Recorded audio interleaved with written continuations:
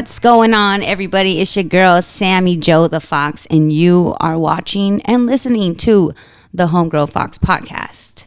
I'm having one of those solo podcast days. It's been pretty long since I've had one. I can't even remember what I did last by myself. But yeah, we're having one of those days where I talk to myself like a psychopath.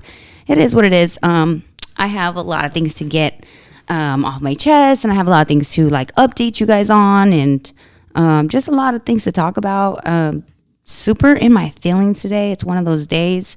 I don't know, could be PMS coming, but also could be that I just have been overwhelmed for the last like 2 months with all types of shit, including like moving around while I'm going through this shit. Okay.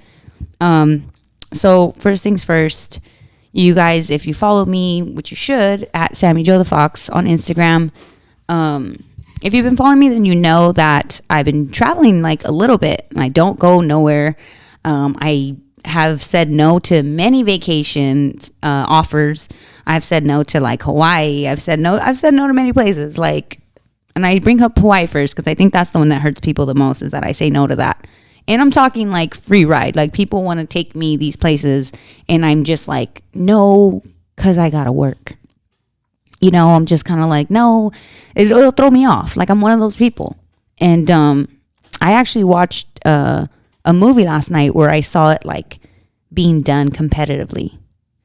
Like, this is when Venus Williams was like playing tennis, and her opponent, she was killing the opponent, and her opponent like left her outside cold for a minute. So she stopped playing. She got stiff. And that's usually kind of what happens to me, is that I kind of drift off, and it's hard to jump back on as easy as everyone wants to make it seem. Oh, you could just do this, and like, oh, you could just, everyone always thinks everything's super, super easy. And it's really not, because it's your energy. You know, it takes me, it takes all my energy to do stuff like this. It takes me to entertain you guys. It takes me to think so quickly as possible, which is, it sometimes is a normal thing for me. But sometimes when you're not all there, or you're going through other things, it makes you drift off. You know what I mean? But I did. I took a little break, whether I liked it or not. I'm gonna be in a wedding. Actually, gonna be in 2 weddings next year. One's in February and one's in October. And one of them's Lisa's. Everyone knows Lisa now, my little sister. But one of them is from my friend Destiny, who I've been friends with since high school, and I could not say no. But a normal me would have said no. I would have been like, no, don't pick me. But I couldn't say no to her because she's a really good friend over time. And I mean, it solidifies like our friendship that like I would be down to be in it. They cost a lot of money, you know what I mean? Like, they take a lot from you, time, money, and all that. So anything that takes time and money, I'm usually like, maybe not. But I did. And she wanted to have her bachelorette party in Nashville, Tennessee. So, you know, I fit right in. My name fit right in. My look, not so much. I had a major culture shock there. I just felt really Mexican, and I don't even speak Spanish. You know, I'm fake as fuck. But you know, I rep the culture all day. You know what I'm saying? Look at, see, I'm proud. You know, it is what it is. But we went out there, and it was just fun. It was a good time, different energy, different people, like different scenery. I had very funny moments because like I grew up in the club scene once, like I was like 17, 18 years old, and I stayed in the club scene for years. And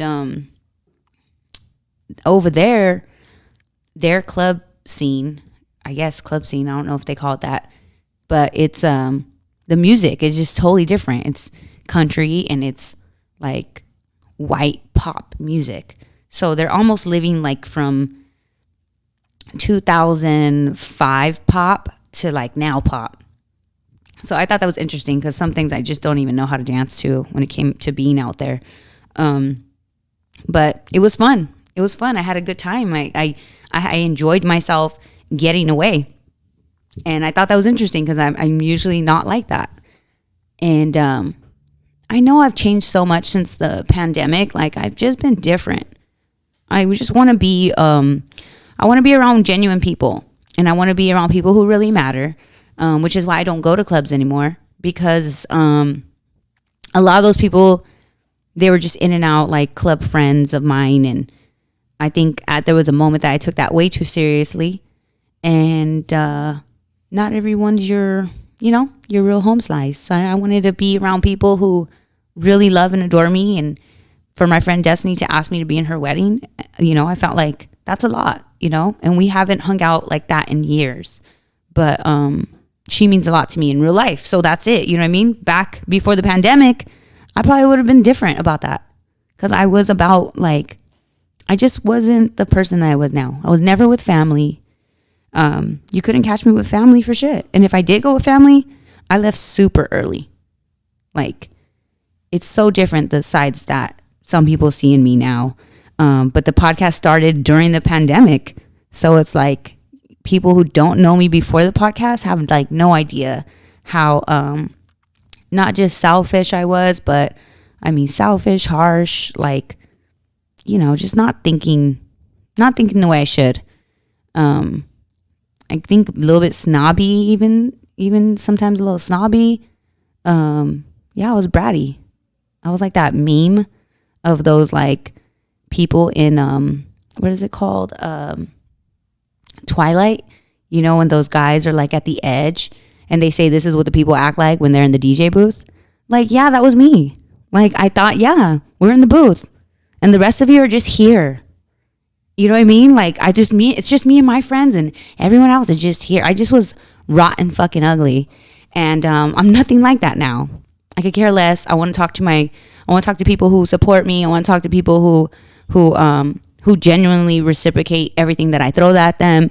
I'm just not like that. I will be with family. I'm there to support. I'm there. I just want to support people that support me back. And for a long time, I was hanging around those people who just didn't, so things have been different, and I'm really feeling all this energy now. I'm really feeling all this love back, and what I've put into it and what is coming back at me. And that feels way better. It feels very rich, I used to think if you can't give people money, you couldn't help them. And I'm just doing it in a whole other way. It's just been a whole different planet for me. But I'm happy because I feel closer to my family. I feel closer to God. I feel closer to people who genuinely need me. I have always asked God to take me to another level to spread his message. So I feel like it's getting done. You know what I mean? It's getting done one way or another. It could be one person today. It could be two people tomorrow. But for the most part, I have felt the love back. You know what I mean? And it's only, you go and get what you give. So I know that I'm doing something right. Anyways, along with traveling, I came back home, did a couple shows, and then I went to go get a haircut, had to cut off the mic. I know you guys miss it, the headset. I miss it too. It's too short. It's just not the same. So I don't know. Can you guys do a GoFundMe and can we get a headset mic? I would love to do the podcast just on a headset mic. So that's what I'm asking for Christmas. I don't know what's coming up. Black Friday sales. I don't know. They're probably cheap. Does anybody wear those? None of the superstars wear them anymore. Anyways, I want one. But I came back, got a haircut, and had a crazy talk with my friend Natalie. And my friend Natalie is almost like a witch. And I'm a witch. So the collaboration of witches, you know what I'm saying, is just, it's beautiful. But it's also scary because she's always able to see through me. She's always able to see right through me and know what needs to come out. She's also a hairstylist, so I'm sure she's basically a hairstylist / therapist, right? But she always points these things out in me. And one thing that she said to me that really stood out was, I don't even know this Sammy Joe anymore. I don't even know this Sammy Joe. I've never met her. And we had this really big discussion, and it was, it's touching into like my relationship and stuff like that. And she made me realize a lot of things I think I already knew, but I had to like maybe reconfirm, and so I walked out of there feeling like, okay, cool. I feel like someone broke down some of the things that I'm going through and how I am being and how I can do better, which I love, right? You want people like that in your life, for real. You don't want people just like love to see you suffer or love to see you stagnant or love to see you bullshit. Those aren't your people. She called out my shit. And I'm definitely down to take accountability. As stubborn as I really am, because I'm a Taurus, I am also open to feedback. And when I feel like there is something that I need to change, or there is something that I need to worry about, or like not worry, but if there's something I could fix and that I want to fix because I don't like the way it sounds, I'm all for it. I'm pretty open-minded about it. So there was things that we talked about that I felt like I need to fix these things because I don't like that feeling.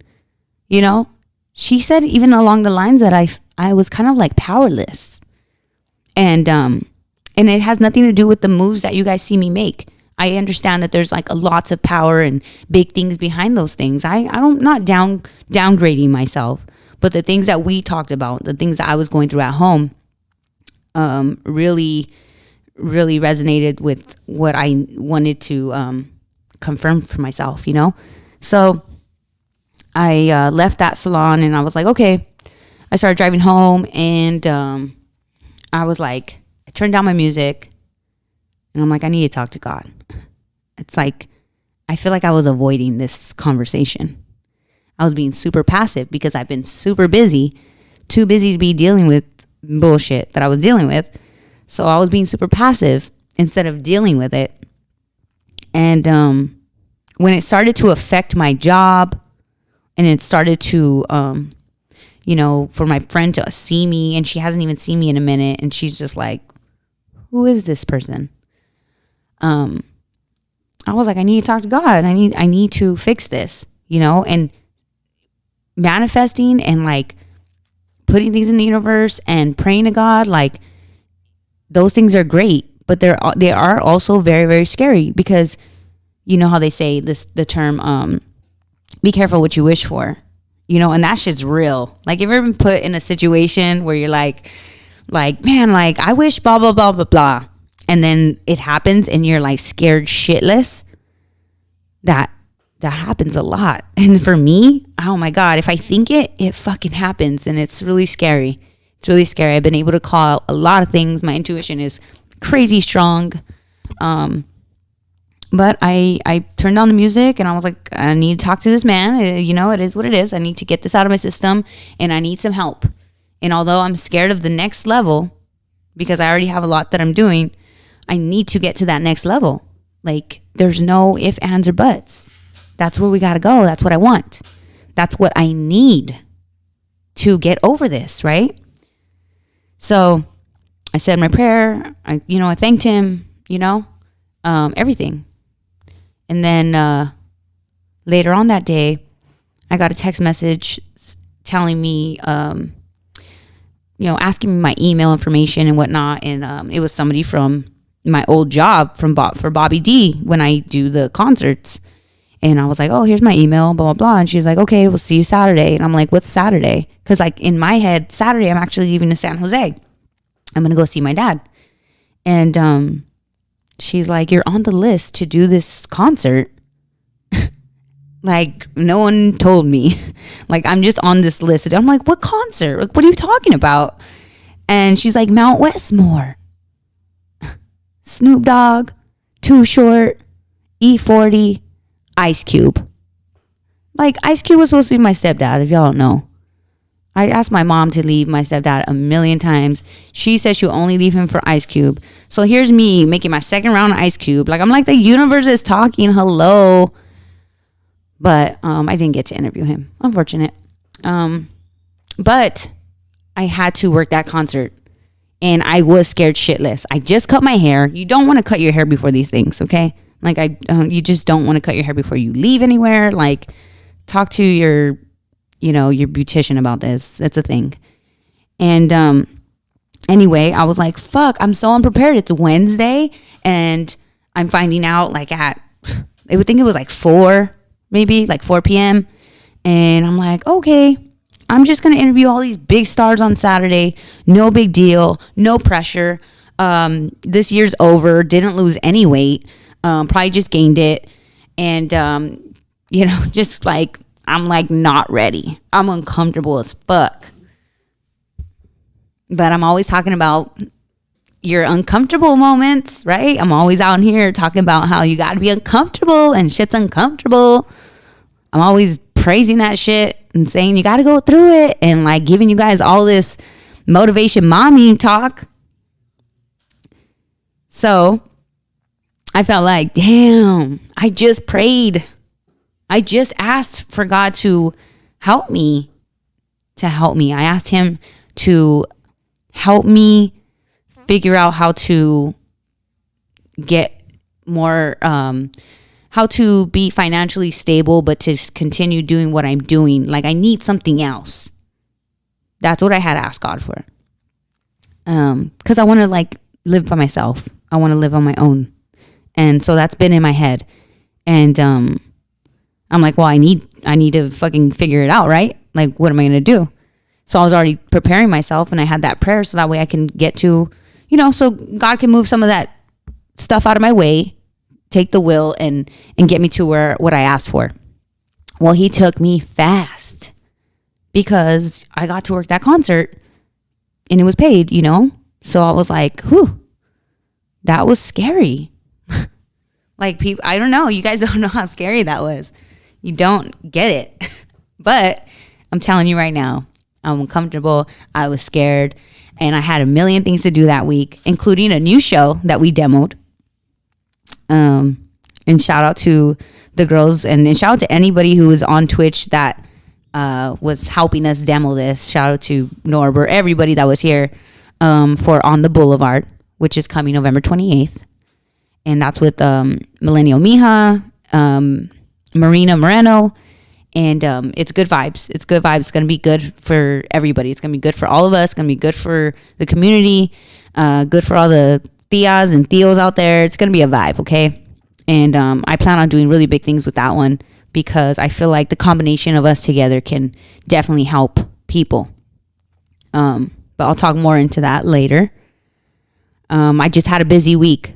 I had to get that done. And then the next day was my concert. So I went from play and pause, it was like Wednesday, found out. Thursday, play and pause. Friday, the demo at night. And then Saturday, boom, concert. I was blessed by the gods to find an outfit ASAP because I can't just go looking all stupid, you guys. I can't go looking like not cute. I have to impress not only the artists and people, but I have to impress my boss. You know what I mean? Like you want to keep the job. So I was grateful that I found an outfit in 2 days because your girl I'm the one who goes to the shop and you will hate me. Like guys act like they want to date me. No way. You never want to go with me to the mall. Okay. I will be in there for hours most of the day and I probably still won't find anything. I'm picky as fuck. I'll be in a store for 2 hours. They might think I'm trying to steal. That's how long I stay in there. For real. And I don't care. It is what it is. I take my time. And I'm just picky. It's a Taurus in me. I don't know. But I found an outfit. And it all went smooth. I felt like Brown was calling my name. So we got real Brown pride for that whole thing. And everybody loved it there. Everybody loved my outfit. I know everyone loves my outfit when all the black guys be looking at me like, dang girl, you got the hair, you got it. And I'm like, yeah, man, you know what's up? Like I'm like, cool. As long as I fit in with them, I don't care about nobody else, to be real with you. It's an attention getter and it gets people to come do the interviews. You know what I'm saying? You could tell anybody, but that is part of my tactic. I don't care. I don't. I use it. Okay. I use it. Ain't nobody do anything crazy. But the concert was great, let me tell you. Like, I was like, thank you, God. Thank you for getting me through there. Like, I sat with Corrupt and Daz, like in between Corrupt and Daz, and we talking about oldies and stuff like that. Like, we just being silly. Like, Corrupt is always silly. I've talked to him before, and it was a good time. But I'm sitting with the dog pound, and these are part of my dreams. You know what I mean? Then DJ Quick comes over. DJ Quick, what the? It drove me, and I was like, I'm in heaven. I'm like in like gangsta mode heaven right now, like West Coast heaven. DJ Battle Cat. Oh man, he was a vibe. He was a vibe. Oh, I want to like hang out with him because that fool's smooth as fuck. And he just had a good energy on him. Shout out to DJ Battle Cat because for real, like, it's something that I'll never forget. His energy was contagious and really beautiful. I like saw like a really good aura with Battle Cat for real. And I mean, he wasn't drinking or nothing, so I know he was on a vibe. He was on a vibe. The other homies might have been sipping here and there. I didn't get to interview Snoop, Too Short, E40, or Ice Cube because they were like locked into their rooms, locked in. And those media places sometimes can be kind of crazy. Everyone's all over the place. Everyone's concerned about the people walking around. And most importantly, you know what? Cancel culture and like all this shit, it's just ruined a lot of things for media. Because they don't want to be asked stupid shit. They don't want to be asked the wrong fucking question. Like, I wasn't going to bring up vaccines and COVID or any of that stuff. And DJ Quick went off in this like rant, and I'm sure you will never see it. But I was like, I see, I'm not the interview person who does that. Like, I'm here to put you, to me, when I interview people, I'm here to put you like on a homie level where like my people who are watching me or listening to me, they feel like they're just chilling with us. Like, it ain't that serious. Like, let's just be homies. Like, even if we talk about serious things, like, it's still on a homie level. Like, I want people to fucking chill and relax and be honest and talk like the way they normally do. You know what I mean? That's my thing. That's what I get out of people. I'm not faking anything, and I don't want people to fake it back. So that's my whole approach with interviews. And it sucks because people put us in a bad place where they can't wait to get that one top story. They can't wait to go viral. They can't wait to just get love for being an idiot, you know? And I don't have that. I don't need any of that. It was already enough to sit with these people, to interview them. You know what I mean? For them to say, yeah, I'll interview with you. You know what I mean?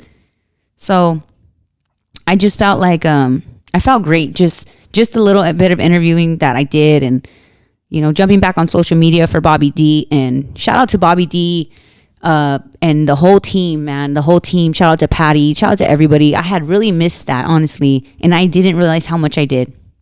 But I had a great time. There's something about it, and it makes you feel like, it made me feel back at home. It made me feel they were so welcoming. You know, it felt good because for a long time I have been feeling like I'm not good enough to go back, and that's just real. You know, that's just real. That's my insecurity speaking out loud and being honest. But they still fucked with me enough that they brought me back, and I appreciate it because there's a lot of people in this game. There's a lot of people in this media life now. They could have picked anybody, and I'm super grateful that they picked me, you know, and I'm super grateful that God brought that back into my life.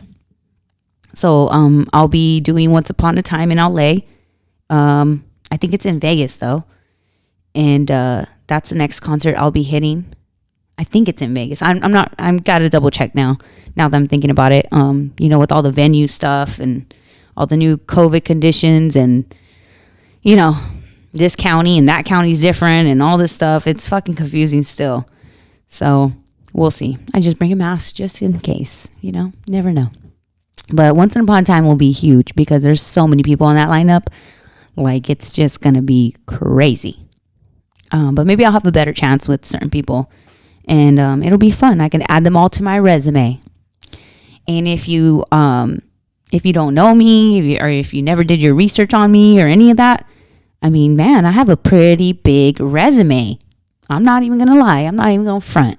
Your girl got a nice resume. Let me tell you.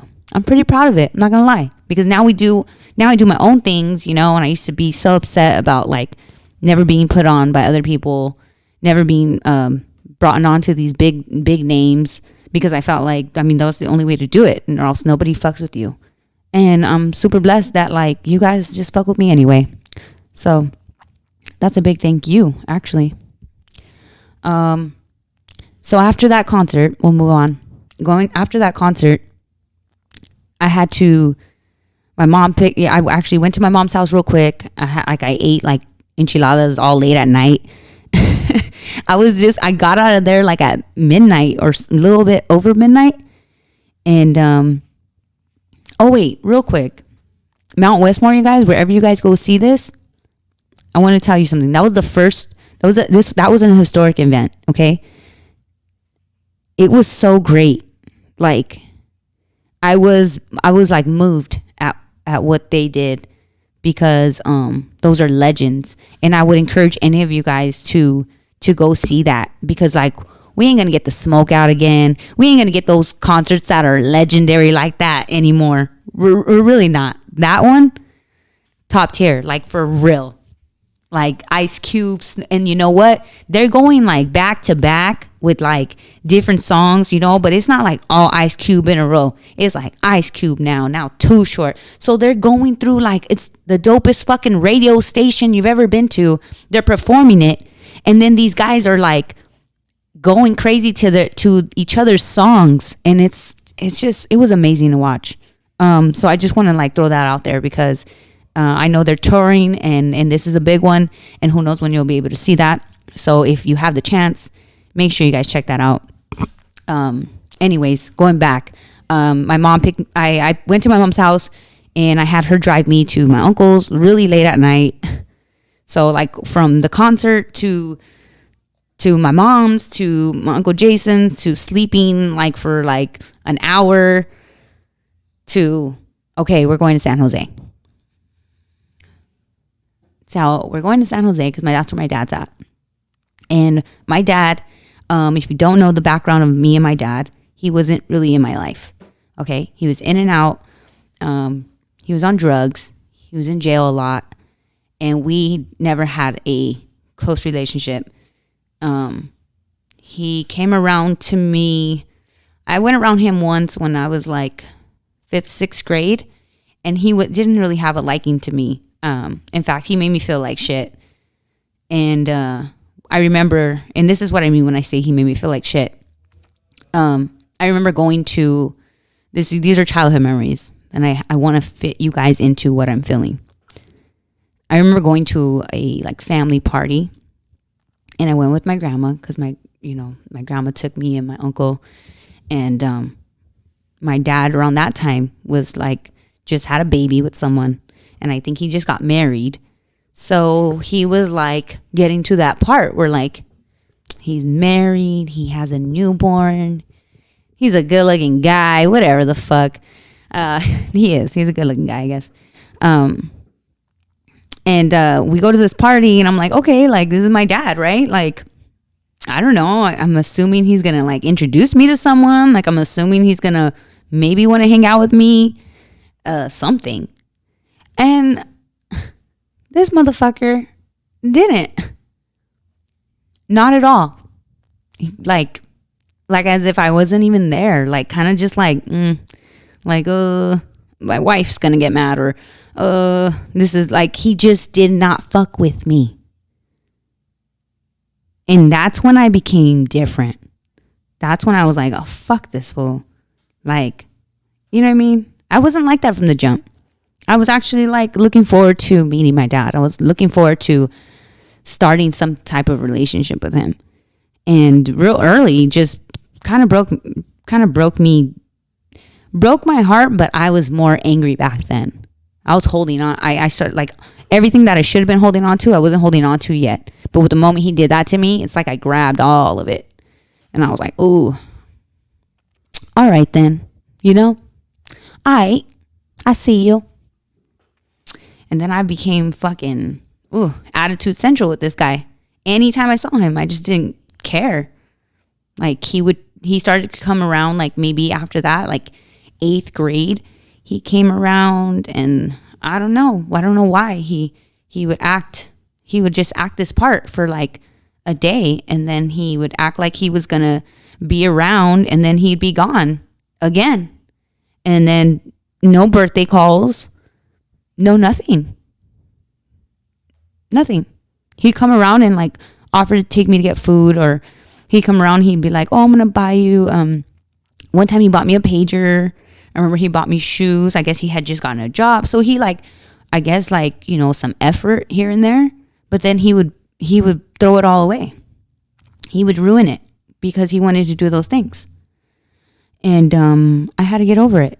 I was so and then I became so into like high school, and like, you know, I was into boys, and I was into playing sports, and I just wanted to be with my friends. So it was kind of a good moment back then as a teenager, because I was kind of like occupied, like I kept myself busy, and yeah, like that's how our relationship was like.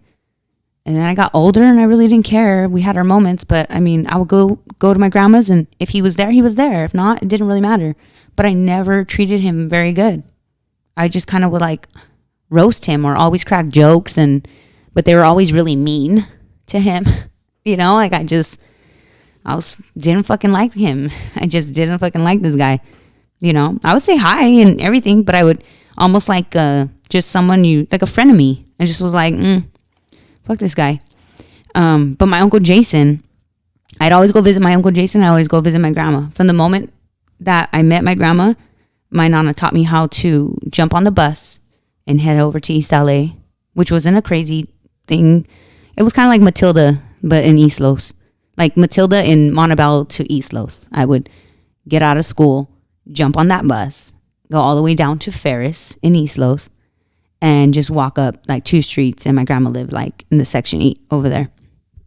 And my Uncle Jason is my dad's youngest brother, and we both played basketball. He was a lot younger, you know. He's my uncle, but he's like young, so he would hang out with me. And he saw that I could play basketball since the first time I met them. So we would play basketball in the front. Like, we had a relationship. He drove, so we go get food or whatever. You know, I'd be upstairs, and he'd bring us some, like, I brought my friend Brittany over, and he'd bring us like a beer or two. Like, he was being the cool uncle, but not like overdoing it. He wanted to be like, he was cool with me. And I started that relationship where it became pretty strong then. And then I got even older. I got my first job, and you know, in high school, a lot of people would have their big brothers or sisters or fucking boyfriends, cousins, moms, sisters, babies, daddies, like bring them lunch to school. Like, that was like a never for me. That was like a fucking never. So I've never been even spoiled like that. So I almost like, it didn't, like, that was impossible for someone to do that for me. So when I had my job, I remember like I didn't have a car. I was in East LA. I was at ELAC. I had my first job at ELAC. I was one of those people busting donuts as a cadet. I wouldn't even give out tickets. I was the worst cadet ever, for real. But yeah, I remember hitting him up one time, and I was like, hey, you know, I'm really hungry, but I don't have anything. Like, I haven't been paid yet, and I don't have a car. I can't leave anywhere. You know, could you help me out? And I kid you not, my Uncle Jason used to come through and always give me food whenever I asked him. Whenever. Like a spoiled little brat. I started being like, oh, my Uncle Jason will do this for me. This man will do this for me. And that's how close I got to Uncle Jason. Then I smelled his car, and it smelled like weed. And I was like, hey, I smoke too. So we got even more closer after that, you know? So like throughout that time, my Uncle Jason's been like a father to me. Like a brother, like a best friend, you know? And it made me not like my dad 10 times more, to be real with you. Because like they had moments. You know, one time my dad stole from him, and I think I felt like a crazy person, because I just was like wanting to protect my Uncle Jason. this is the man I have in my life. You know what I mean? And it was like a moment where it's like, I finally have a man in my life. You know what I'm saying? So as you can see from that story, I have major daddy issues. Like, they're there. Like, I remember every Father's Day, I have talked the most shit ever. Man, when I have a roasting day, oh my God, like Father's Day, that'd be the roasting day. Like, oh, I'm roasting all the fathers. Like, no one's gonna have fun today because I feel like fucking Tupac, like all fucking crazy, like hit him up and shit. But this past year, I didn't have that. And that's because later on, way later on, my dad had heart surgery. He had a stroke, I believe, and then he had to have heart surgery. And it didn't look good. It didn't sound good. And they didn't hit me up fast enough. But my Uncle Jason, of course, because he kind of like downplays a lot of things. He's not like, he doesn't want to be a quote unquote pussy, you know? So he doesn't just like say his emotions right away. Kind of hides for a while. Takes a lot for him to say stuff. But he finally hit me up and he told me, you know, your dad is not in good shape and, he might, this could be it. Like, he can die and he's going to go through heart surgery and they're going to see if they can, but it's not looking good. And I was like, shit. He was literally going to heart surgery that night. So, you only get one mom and you only get one dad. And you're lucky if other people want to play the part in your life, right? But at the end of the day, this is my biological father. You know what I mean? And I wasn't super upset with him that whole time because I was already like, I made it. I was like, I grew up. I'm fine. I'm still learning about myself and things have been fucked up because I feel like I chose the wrong men growing up. You know, I didn't have someone to really like, when father figures are in your life, you go for someone who's like your father. And I went for certain men, and I think I was just willing to accept whatever type of love was going to be thrown at me because I don't even know how to keep it. You know what I'm saying? Like, I can't even keep it. So what would it matter what kind of man I dated? Like, I can't even keep a man to be in my life as my dad. Kind of hard to keep a man to make him happy. And years later, like I said, when he went through that, I had already had a more idea of who I was.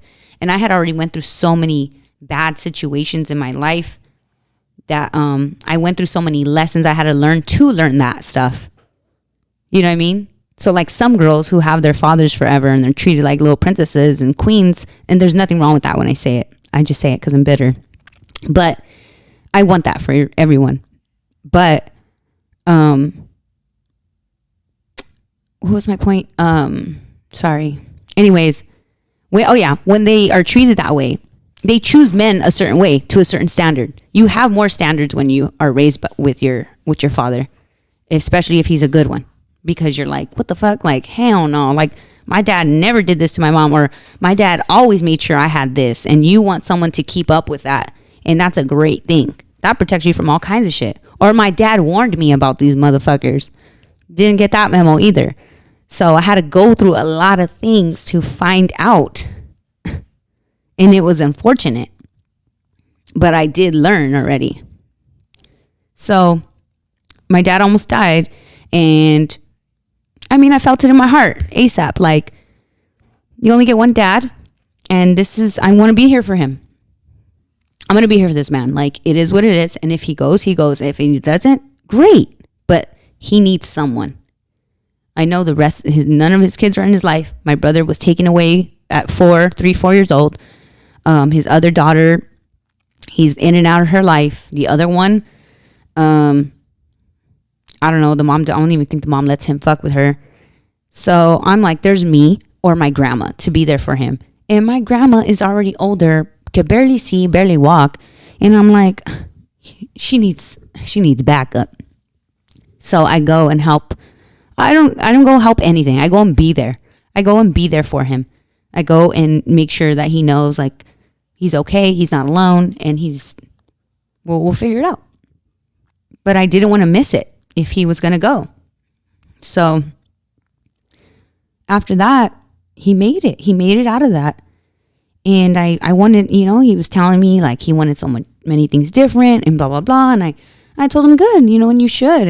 And you should want different for your life. You should, like, why would you go back to the old ways? But I don't know. You're going to do what you're going to do. To me, I was talking to him, but I don't even think I cared that much. I kind of was like, okay, cool, dude, you made it. And I'm glad. But, most likely in my eyes, I was like, you're going to go back to doing the same old shit. Watch. I just like with a life full of disappointments, I wouldn't have expected anything else. But he's always had this one aunt, and her name is Angie. And she used to call me too when I was like in 8th grade.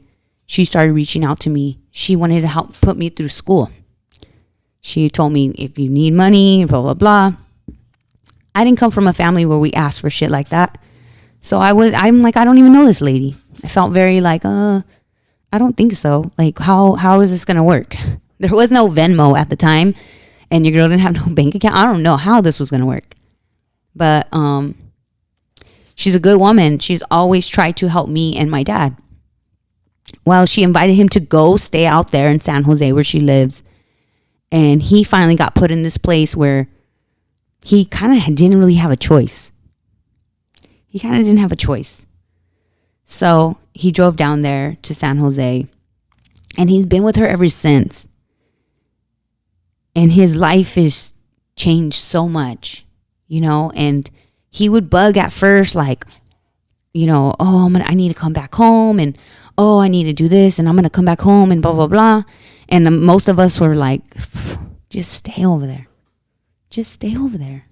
Don't, like, it's the same shit out here. Like, unless you're doing something out here, like living your dream or really want to do something, like, the hood is always going to be the hood. That party's always going to be the party. And the club is always going to be the club. It's always going to be the fucking same shit. So some people don't want to leave that shit because it's so comfortable. And I get it, shit. I live in fucking Chino Hills, and I drive from Chino Hills to get all my shit in Montebello because I'm so comfortable here and I just love this place. I get that. But I'm also making moves in this place, right? So to me, I'm like, we're doing something different. I'm not here to cause chaos in these streets. This man was causing chaos to himself in these streets. And he wanted to come back home because he was bored. And that's where some of that shit starts. People don't like being bored. People don't like being in their own thoughts. You know what I mean? It's scary. It's dangerous. But I think he fucking got through. He got through. So recently I had a podcast about family matters, right? And for those of you who have never checked it out, you should. I do talk about my brother being taken away. And this is like a fast forward to, this is crazy. It's actually crazy. I used to post it on Instagram. I used to talk about it with my Uncle Jason. We've had many cries about it too. Just like, I'd have little drunk cries where I'm like, I hope he's okay. And, one day we're going to see Andrew again. And one day, just like those moments, I'd be like half crying, like just hurting. Cause I felt like it was so unfair. You know what I mean? I didn't like his mother.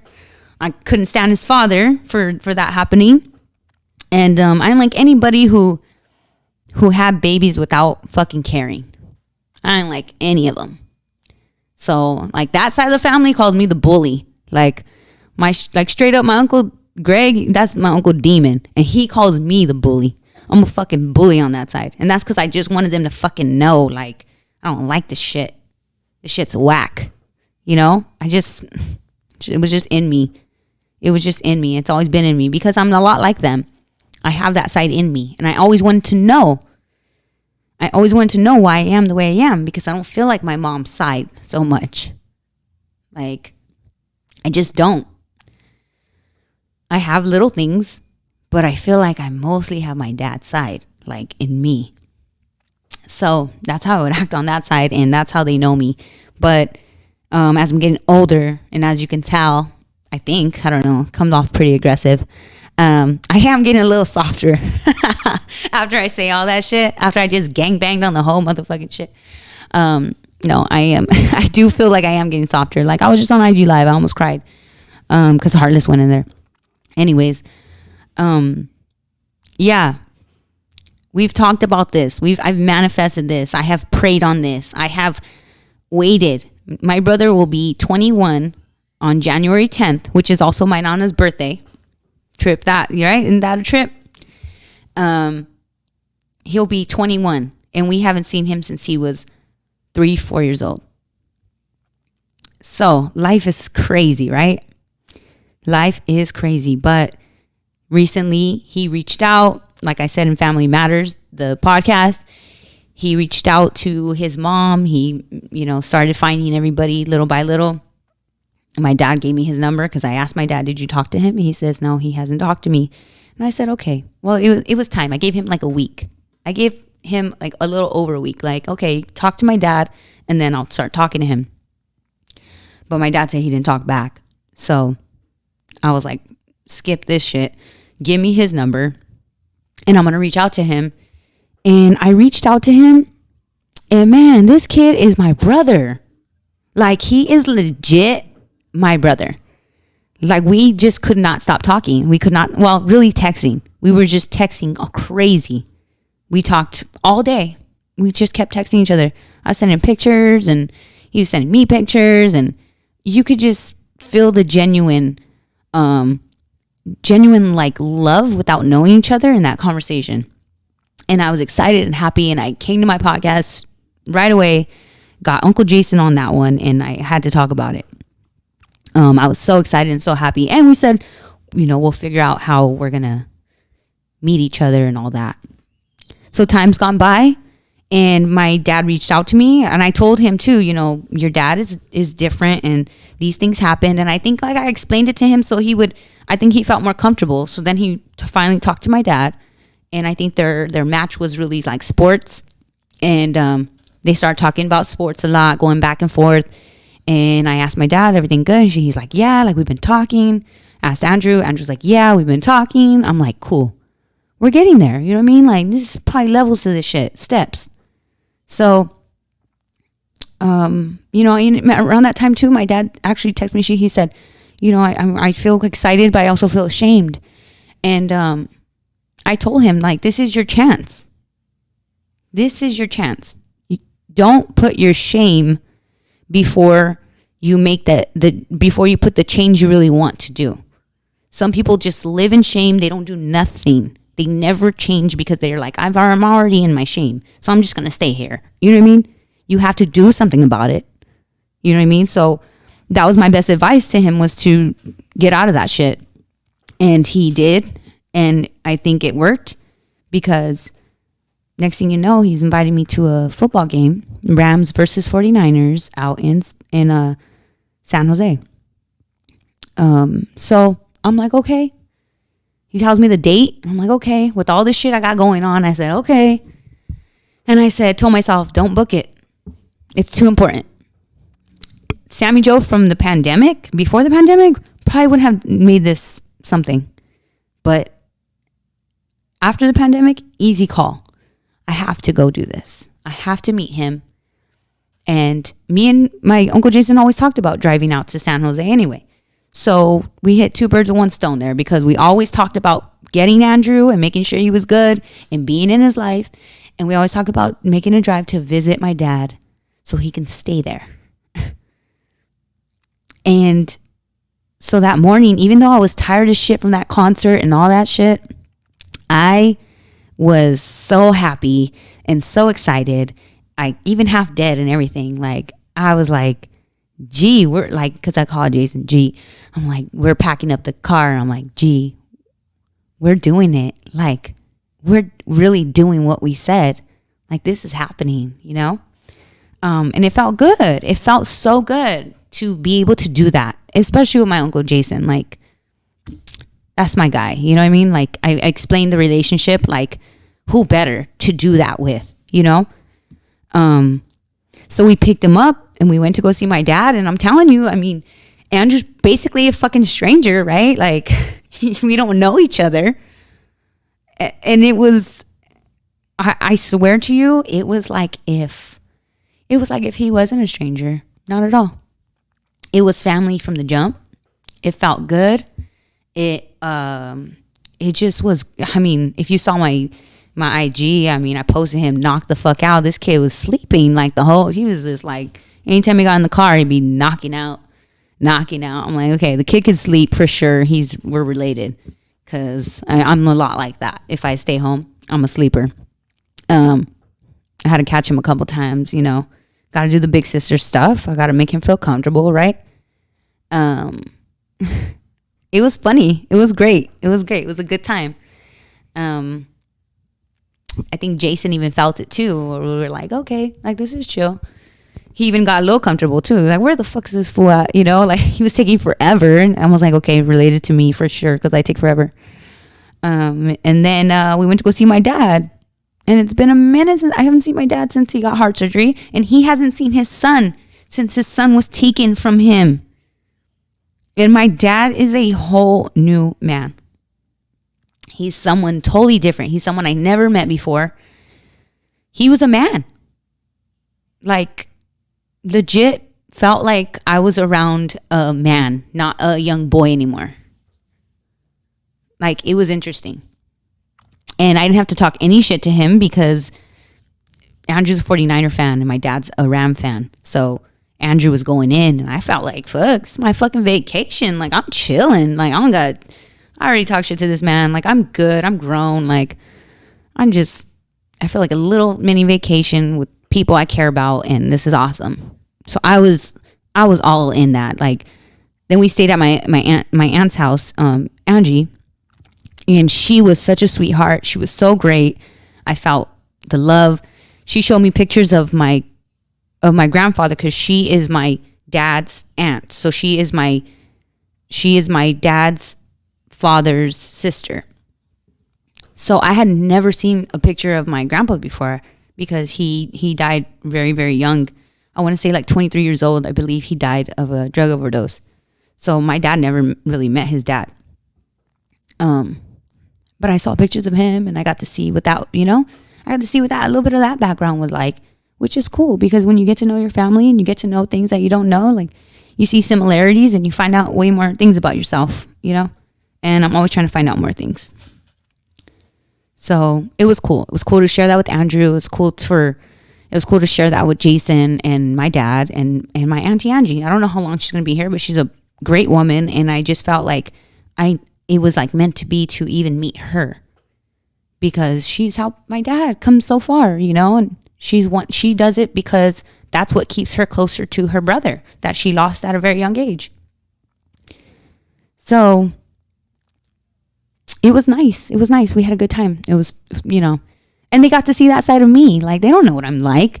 They have no idea. I showed up, went straight to the bar. I'm like, what? Like, what are we doing? Like, I'm here to like low key party. Hello. Like, that's just my personality, They're like, God, we can get to our seats first. I'm like, I guess, whatever.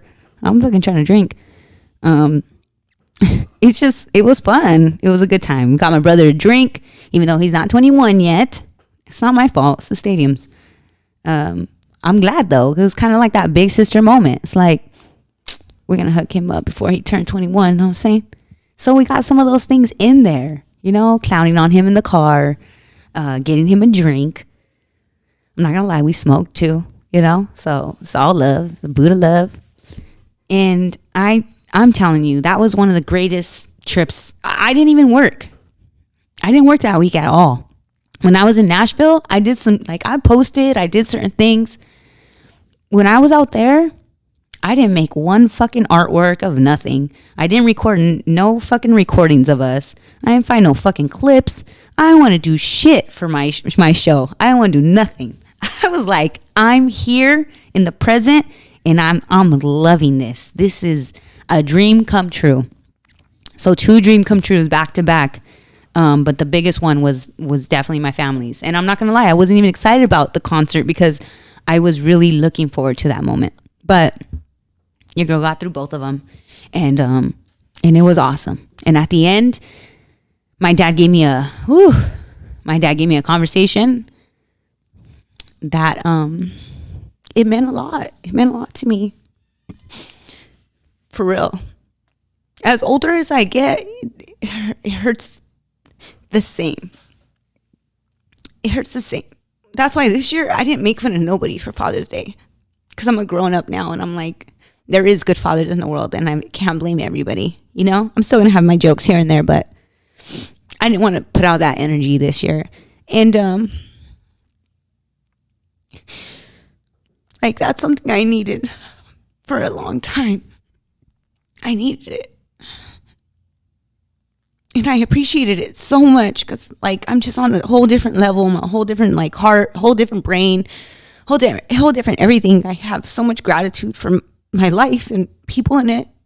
And you know, if my dad died tomorrow, or if my dad died, you know, I could say that we fucking got through it.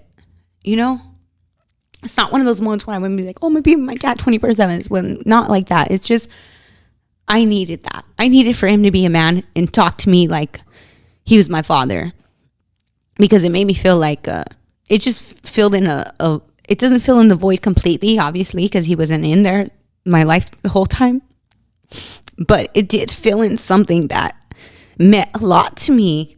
It just meant a lot to me to be seen, to be heard, to be respected, to be loved, and all that. I needed it. I needed it. So I felt like that was an accomplishment. It was not only like, did we get to meet Andrew and be there for him and whatnot, but he made sure that he got his message to me in my face, you know? And that meant a lot, because I'm telling you, like, he could text me some of these things and I'm just like, ugh, like, okay, whatever. And I just kind of like move on. I don't really take it that seriously, because how could I take someone who's always fucked up so seriously? I don't believe you, you know? But this time, looking into his fucking green eyes, this man who didn't even give me the green eyes, motherfucker. Like, I needed those eyes. If you could have given me anything, it could have just been the fucking eyes, right? But looking into his eyes, I finally saw Bobby, the dad. Finally saw Robert, the man. And it's something I've never seen before or felt before, you know? So that was like just a big accomplishment for me. I felt like pretty fucking accomplished. And just having him with Andrew, like that combination of them two, like, it made me feel good, because I was really worried about Andrew that whole time. I wanted Andrew to myself when he was a baby, and we couldn't take him. But he made it, and he's a good kid. He's cool. He's funny. You know, he got a smart mouth. He, you know, he's been through things. He told us things that made me sad to hear. Sad that he had to go through some of those things in foster homes and stuff like that, you know. But that's why, like, I don't know, this could be a reminder too. You know, don't be doing stupid shit, because your kids grow up one day, you know, and they feel all this shit inside them. Or people get your kids and they do crazy things to them, malicious things to them, because you weren't grown up enough to handle your business, that they have to go through as children. You know, it's a scary thing. So I felt bad hearing some of the things that he had to go through, but I also could tell from his mannerism and from the way he, you know, just mannerism, his everything. Like, I felt his carefree. You know, I felt that he was a forgiver. I felt that he was like a forgiver, and that he, you know, he already went through some things. He's analytical like me. He talks like me. We all eat the same. I mean, shit, like, we do.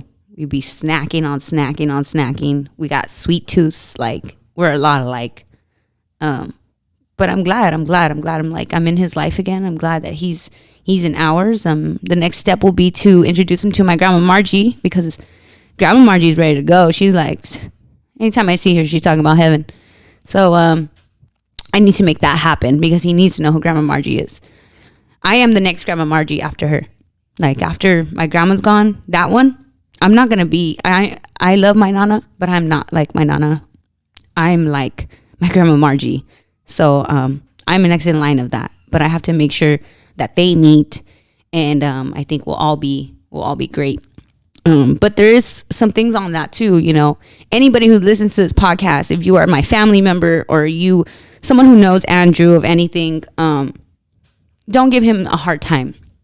Okay, like don't tell him bad things. Don't do stupid shit, because you will have to deal with me now, and I'm, you know what I mean? Like, you'll have to deal with me now. So be careful what you say.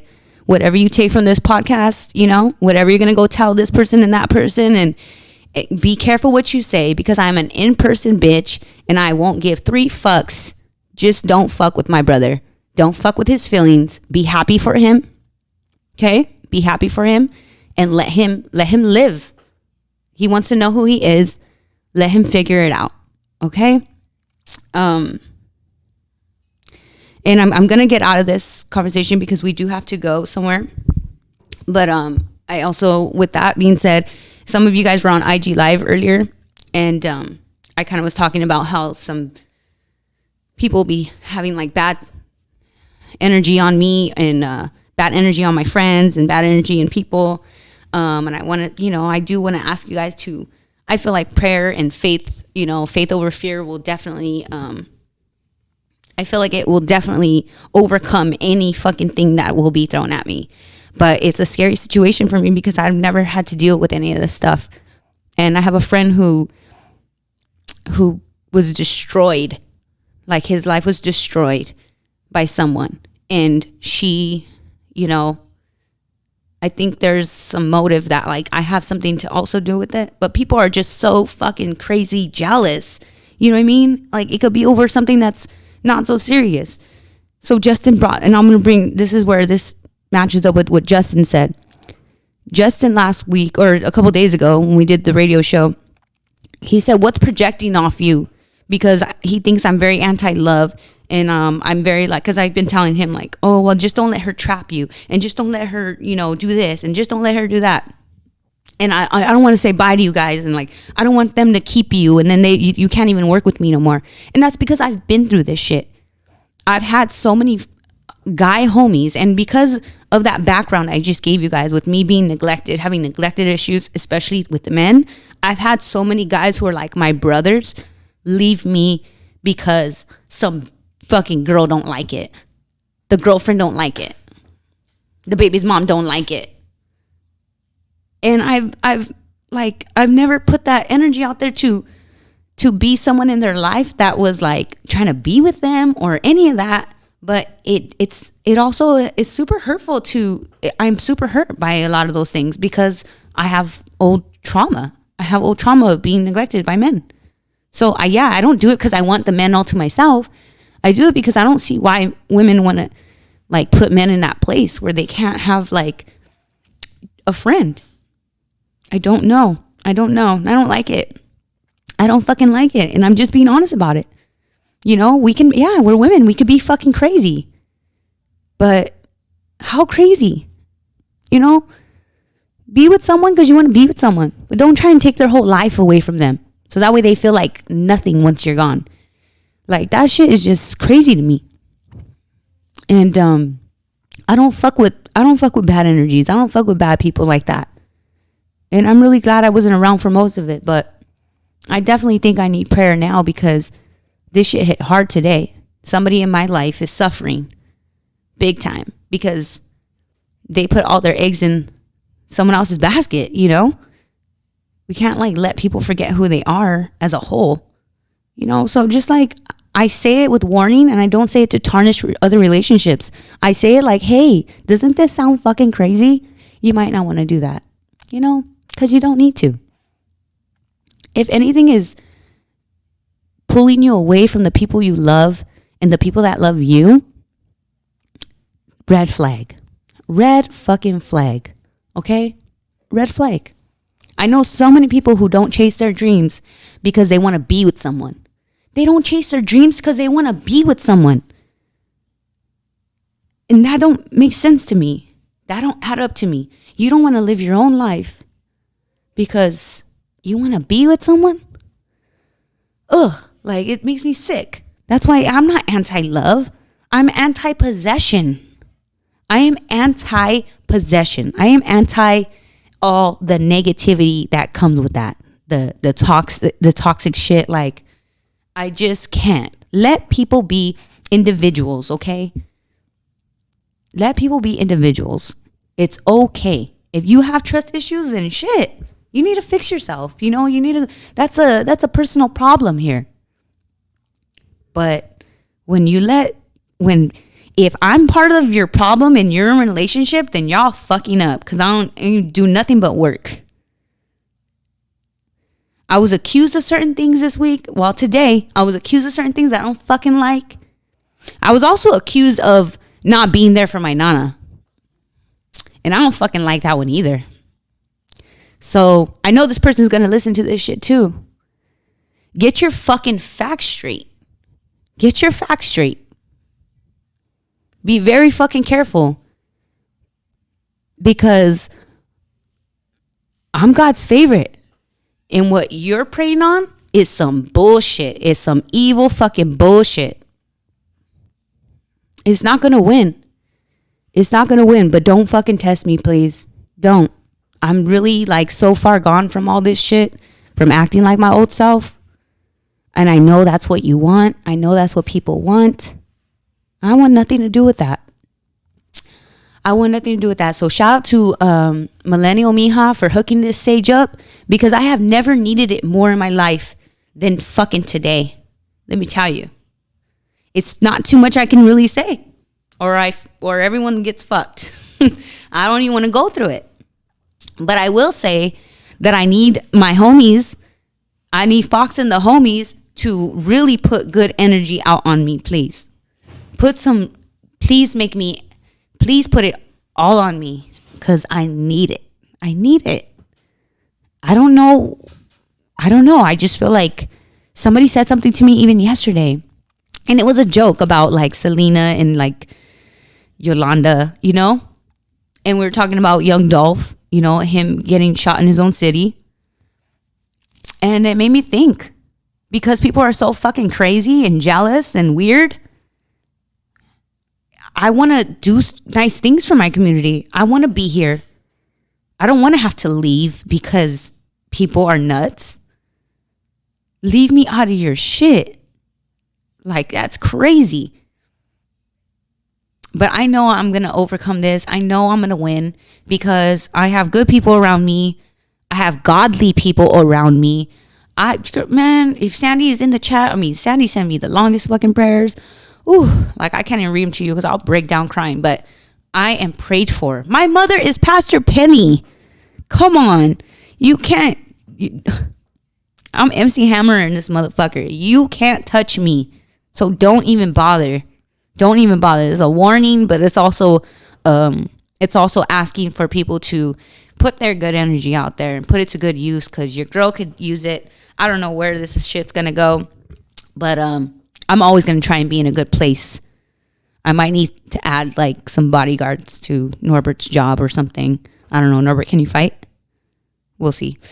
Oh, he said, yeah, he's from Hollywood. All right. Well, I have to wrap this up. You guys know I could talk to you all day. See how psycho I am? I could talk to myself all fucking day.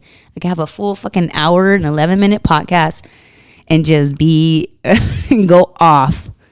I see you guys in the chat. Shout out to Miss Christina, Jenny Jen, my mother. Is it Thea or Thea Delgado. Yeah, Jose. I know I saw Norma in there. Sandy's in here now. I appreciate all of you guys for popping into the stream today. And I'm going to head over to Rhodium Radio right now. And we're going to do Dining with the Wizard. So I'm going to be back on the mic with Tony A, the wizard, the man with the master plan. I'm super excited because we're just going to eat and talk. And that sounds good to me. Yeah, but you know what? I'm going to play a song because I have a dedication. I have another dedication. I know I gave you guys a dedication. But this song is to for that last thing that I talked about. And I'm going to go out. I think I'm going to go out on this song, and then I'll just add it to, I'll add the regular outro. I'll add it like when I edit. Is that cool? And we'll just go out to this song. Yeah, like I want this one to just play out for a while, and then you can go ahead and rate someone. Are we good like that? Cool. But before I go, so Mondays, Undefeated Radio, and I know my shit gets all over the place, but I only move it when I need to. So Monday, Undefeated Radio. Thursdays is usually Play and Pause. Fridays is usually the podcast. And Sundays will now be us at 11 in the morning, every Sunday morning on the Boulevard. So we're basically busy as fuck. You can always come join us. And I want to thank you guys again for joining me today. Red Ruiz, I see you too. So this song that I'm going to play, I just talked about this the other day when we did Undefeated Radio. And I was saying that there's a song that I always dedicate, right? You remember that? And I couldn't think of the song because let me go back to that phrase. When you're like, have a bad home life or you're going through shit at home, you need to fix that shit to get your shit back together. Let me tell you, because I'm finally there. Things are starting to pop back up and I'm able to speak my mind again. Also, real quick, tomorrow, the Drunk Chef is having her pop-up. We're all going to be there. Don't miss out on it, please. All the homies are going to be there. Capital D will be there. Throwback Hustle will be there. They got booths set up. So, the Drunk Chef had someone cooking and all that. And there's going to be all kinds of things. Music, food. I think she said 40 vendors. It's going to be huge. And it's all for a great cause. It's $5 right now on her Eventbrite. And you can follow at the Drunk Chef to get that link. Or, if you show up tomorrow, it's $10. Either way, it goes to breast cancer. So make sure, support that. And go support the homies that are out there being vendors as well. I'll be out there with Pastor P. And we're going to have fun. We're going to have a good time. Mom, you're driving home. Okay. So this dedication is to the homies that I lost. They're asking where they can see you at Tony's show. At Tony's show? Yeah. It should be YouTube. Dining with the Wizard. Rhodium Radio. It probably is Rhodium Radio or Dining with the Wizard, to be real with you. So tonight, that's where we will be at. Okay, I'm going to get into this.